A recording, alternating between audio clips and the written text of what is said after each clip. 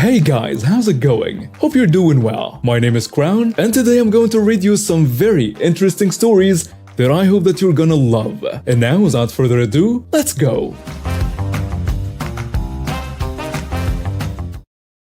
I've been a cashier here for about 2 years. You see all sorts at this job, but nothing, and I mean nothing, could have prepared me for Karen. That Tuesday started like any other. I clocked in, donned my mask, the usual COVID precautions, and took my place behind the register. The morning rush was in full swing, with folks grabbing their coffee and breakfast items. It was around 10 a.m. when she walked in. Karen, how do I describe her? Imagine every entitled person stereotype crammed into one person. That's Karen for you. She was in her mid-40s, sporting a "can I speak to the manager" haircut, and she wasn't wearing a mask. The store policy was clear: no mask, no service. So I braced myself as she approached my register, her cart overflowing with groceries. "Good morning, ma'am." I greeted, trying to keep things polite. "I need to ask you to wear a mask in the store." Karen's eyes narrowed. "I will not wear a mask. They are government employed to control us." I sighed inwardly. One of those anti-maskers. "I'm sorry, ma'am, but it's store policy. I can't check you out without a mask." And the standoff began. Karen started ranting about her rights, how the virus was a hoax, and throwing every conspiracy theory she'd apparently read on the internet at me. I stood my ground, repeating the store policy.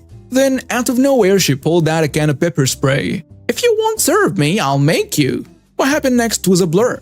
She sprayed me right in the face. The pain was immediate and intense. I couldn't see, my eyes were burning, and I was struggling to breathe. The store manager heard the commotion and rushed over. He saw me in distress and Karen still ranting and pepper spray in hand. "Call the police." The store manager shouted to another employee as he tried to help me. The police arrived quickly, and Karen was still there, screaming about her rights and how she was the victim, and it was just surreal. The officers arrested her on the spot for assault, and I was taken to the hospital and treated for pepper spray exposure.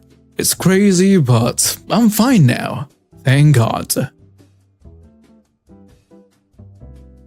Living next door to Karen was always an adventure. In the way that living next to an active volcano is an adventure. You never know when things might erupt. And that's why when Karen announced she was building a new house on a piece of land she owns next to my house, the whole neighborhood was anxious. It was a sunny Tuesday morning when the first of the trucks rolled in. I remember because I was enjoying my usual cup of coffee by the window when the peaceful silence was shattered by the sound of heavy machinery. From my vantage point, I could see Karen standing at the edge of her lawn, hands on hips, and surveying the scene. The contractor, Max, arrived shortly after. I had seen contractors before, but Max was different. He had the look of a man who had spent a lifetime turning blueprints into reality.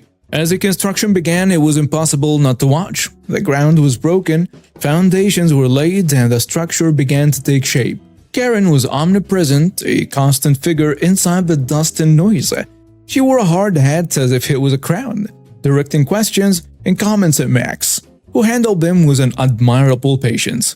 One day, as I was trimming my hedges, I overheard their first major conversation. Karen's voice was shrill. "I want this house to be a masterpiece, Max. It should be a statement." Max nodded. "We're on track, Karen, but keep in mind the more complex the design, the higher the cost." Cost seemed to be the last thing on Karen's mind. Money is no object. Just make sure it's perfect. As the days turned into weeks, I saw the skeleton of the house take form. The constant noise of construction became the soundtrack of our neighborhood. Trucks came and went, delivering lumber, bricks, and glass. Workers shouted to each other, and so on. But as the house began to take shape, so did the tension. It started with small disagreements, delays due to weather, or the wrong tiles being delivered. Karen's demeanor shifted from enthusiastic to demanding. Max's patience, once seemingly infinite, began to wear thin. I remember one particular exchange that took place on a cloudy afternoon. Karen was pointing at the partially completed roof. "This isn't what I asked for, Max. The slope is all wrong. It's ruining the aesthetic." Max, holding the blueprint, tried to reason with her. "Karen, we followed the design to the letter. Any changes now will set us back weeks." But Karen was unyielding. "I don't care about delays. I care about perfection." It was clear to anyone watching that this project, this house, was more than just a structure to Karen. It was a statement, a testament to her taste and status. and she was willing to fight for every inch of it, no matter the cost. And I, the unwitting neighbor, had a front row seat to the unfolding drama that would soon rock our quiet neighborhood to its core. As days turned into weeks, the construction of Karen's house became the main spectacle of our neighborhood. It was like watching a daily drama unfold right before our eyes. Every morning I would open my curtains and there it was, the ever-growing structure that was Karen's dream house. But she was just a whirlwind of demands and changes. One afternoon, while I was watering my garden, I overheard another heated conversation between her and Max. Karen said, "This isn't what we agreed on, Max. The kitchen layout is all wrong. I need more space, bigger windows, and where's the island I asked for?" Max, trying to keep his composure, responded, "Karen, we're building exactly what's on the plans." What's with the sudden changes? This kind of interaction became the norm. Karen was relentless in her pursuit of perfection, often demanding changes to already completed work, much to Max's frustration. The workers caught in the middle often had to redo parts of the house, leading to delays and increasing costs. The neighborhood started taking bets on how long Max would put up with Karen's antics. We would watch from our windows, whispering and speculating about the latest drama. The neighborhood was buzzing not just with the sounds of construction, but also with rumors about the escalating tension between Karen and Max, the contractor. Everyone knew something big was about to happen, and none of us wanted to miss it.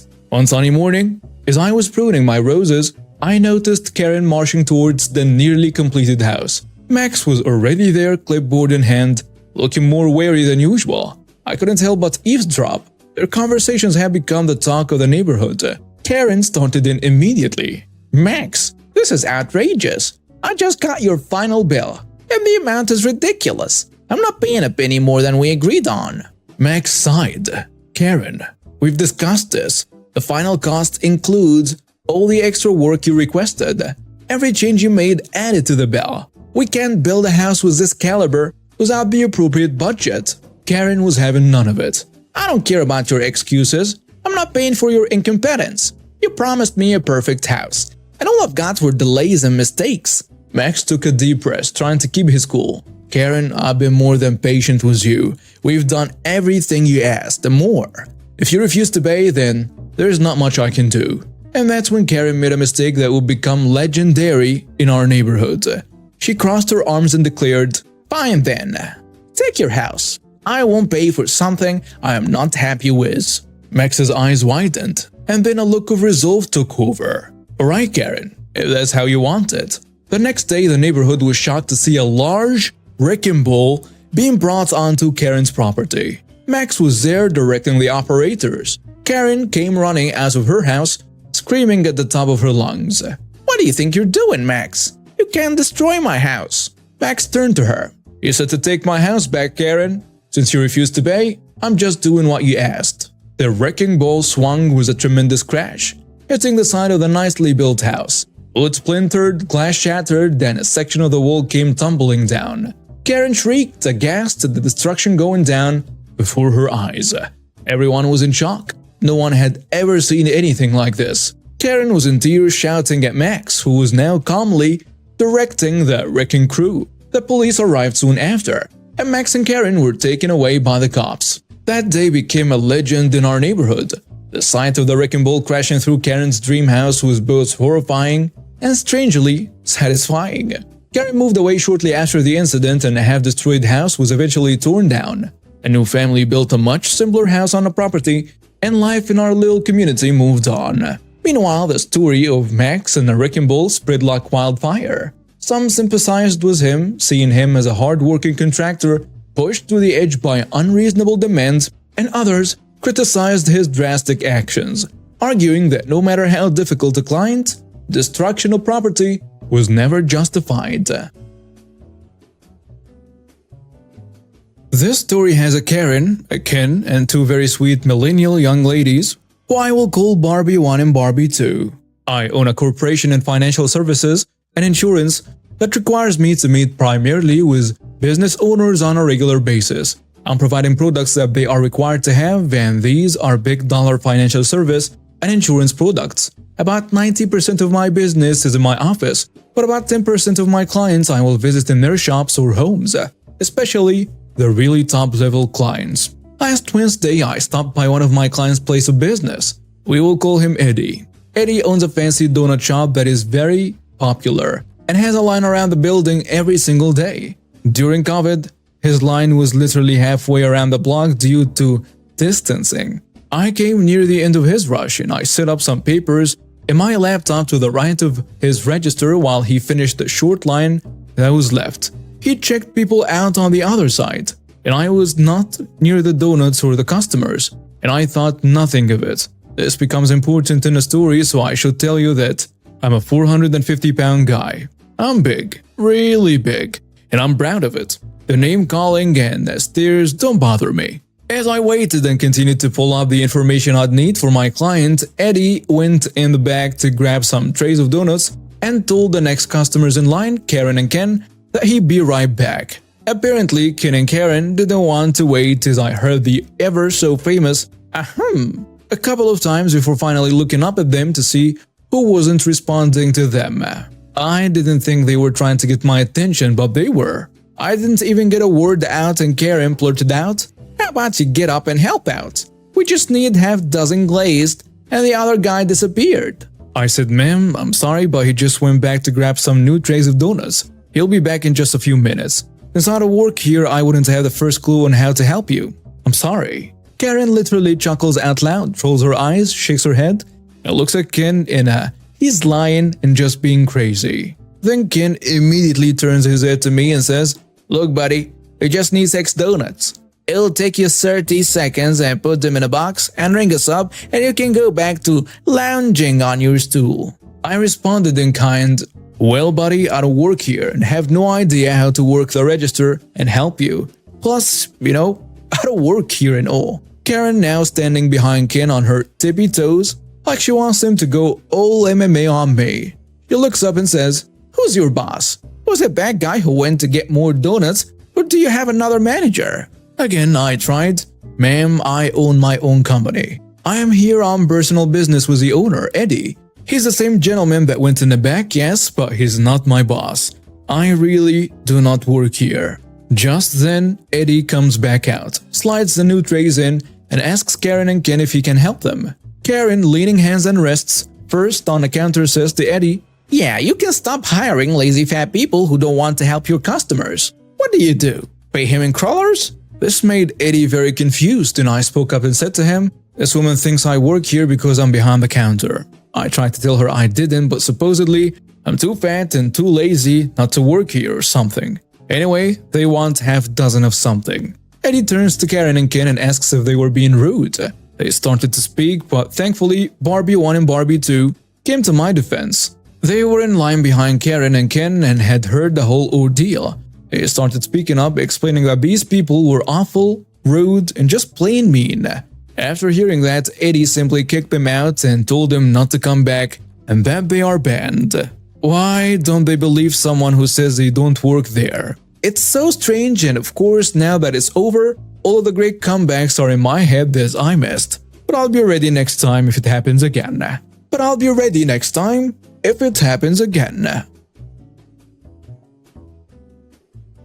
In September of 2020, the apartment next to mine was let out to 2 young women, both students. After they settled in a bit, it turned out they wanted to have a party. No big deal, except Belgium was in full lockdown at this point due to COVID, and you were supposed to only have 1 fixed visitor over. But then again, to be young again, and so on, so I didn't really care. During this time, I was working in healthcare. I work with the mentally disabled, but I volunteered for the AD Hot COVID team, meaning I got called upon to tend to those residents who were sick and needed quarantining or were effectively diagnosed with COVID. This meant pretty long working hours, and I spent about 10 to 11 hours a day at work, with a full hour bike ride to and from work. Needless to say, I was pretty tired pretty much all the time, so I wasn't looking forward to the noise from a party. But I'm pretty chill and know that living in the city, some noise is to be expected. So they are having their party and I can stand some noise and music. But this party was wild. People shouting full on in the hallway, breaking things and so on and so on. At about 4 in the morning, I introduced myself to the neighbors and asked them when they could expect their company, 20 plus people, to leave. And if they could refrain from having a party the next day, as I have to work and get up at 6 every day. So they promised they would keep it down the rest of the night. They didn't.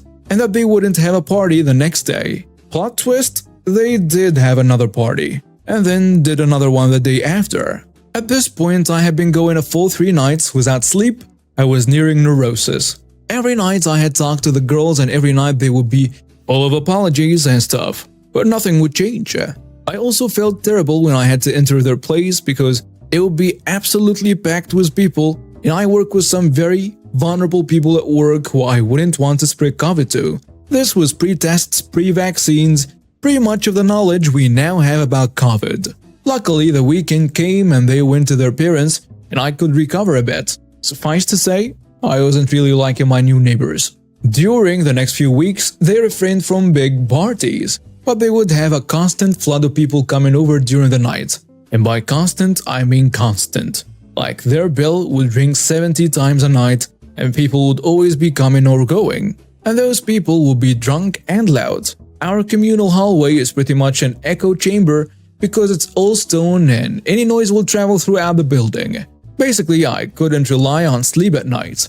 It drove me crazy. I could only sleep Friday through Sunday because then they would go off to their parents or whatever. I couldn't grasp how they could know this many people that would always be coming and going. One night, while knocking on their door to complain about the noise, I encountered my upstairs neighbor, who is also on Reddit. Hi. And decided that we would have to join forces to get this to stop. My neighbor told me some important bit of information. The reason there were people coming and going all the time was because they used their apartment as a makeshift bar/hangout. During this time, bars were closed due to COVID, and all those students were using the big apartment to hang out. Moreover, across the street was another frat house with 5 boys living there, and that too was a secret hangout. So people would hang out at those 2 places and cross the street if they wanted a different atmosphere or wanted to see their other friends and so on. And the boys from across the street would also come over 15 times a night. Most visitors seemed to be law students or affiliated with them. Basically, our communal hallway was just a part of their cafe space now. So we tried talking to the girls. Then we started to talk to the visitors. None of them had any sympathy for us when we were asking them to be quiet at 4 in the morning. Most of them just laughed at us, as we were the bisky neighbors, no doubt. Even more of them were just so wasted that they didn't know what they were even doing. So we started calling the police dozens of times. Most of the time they weren't let in and the police told us they couldn't do anything. We kept calling as we wanted a record of our calls in the system. Belgium was still in full lockdown at this point, and what they were doing was illegal. Even so, the police told us their hands were tied if they wouldn't open the door. When the police couldn't help, I turned to the next best thing. I'm a social worker and so I have no problems looking up information and calling around to look for help. This is what I did. Most places, student unions, police, town hall were understanding but couldn't really do much. So I acted on a suggestion of the upstairs neighbor and contacted one of the girls' dean. I sent him a nice email about sorry for bothering him and taking up his time, but I had this big group of students from his faculty ganging up every night and maybe he wanted to know about it since they were breaking every possible COVID rule that existed at the time, especially since me and my neighbor were about to go to the papers with this story. As secret lockdown parties were becoming a thing in the papers at this point, this dean called me back right away and we had a nice talk about our problems. He told me he was on it. So basically what he did was call the law student girl and her parents. Big drama ensued and we finally got to sit down with the girls and they finally sounded like they were sorry. Tears were shed, for which I had no patience by the way. We learned that the police had actually been inside a few times and they were issued tickets for having secret parties. Those were €300 each a pop. So no idea why they didn't just stop. We learned that they were not happy because the dean had called them up at 11 o'clock and they were still asleep. To which I said, well, there is your problem. You are still asleep at 11 o'clock. I'm up at 6 every day and you girls haven't been a bit understanding about that. So we got to feel a bit like we got our revenge and we got to vent. But we kept it kinda nice and parted on good terms. hoping that this would be it, that we could live together as nice neighbors. But if that were the case, I wouldn't be here, right? You'd think they would have gotten the point now. I would refrain from making noise and partying. Well, you'd be wrong. Basically, what they did was they moved to the frat house across the street and started partying there. There were slightly less people running to and from, but the noise was still a problem, and we were now in the middle of the second COVID wave, and these people were meeting up with big groups like crazy, while I hadn't seen a soul in almost a year. Never mind the people at my work who were forbidden from even going to their own freaking family. The whole thing was just ridiculous. My upstairs neighbor happened to film such a party across the street and had sent the clip to me. We were thinking about going to the press with our story but weren't really sure if it would be a good idea. So I posted the clip of the party on a subreddit of our country to test the waters. It got quite some comments and upvotes, and it seemed most people were also sick of people disregarding the rules and having secret parties. After some talks with the upstairs neighbor, we decided to contact the press and simultaneously go up a step in the university hierarchy and contact the vice rector that had the power to start up a disciplinary case against the students. This person is one of 12 vice rectors for a total campus of about 15,000 students, so quite high up. Things moved fast. Local news actually picked up our story from Reddit and contacted me. We gave some background information. They confirmed with the police that cops have been to our address dozens of times and across the street and weren't let in most of the time. We mentioned that the university was involved and that we hoped they would finally intervene.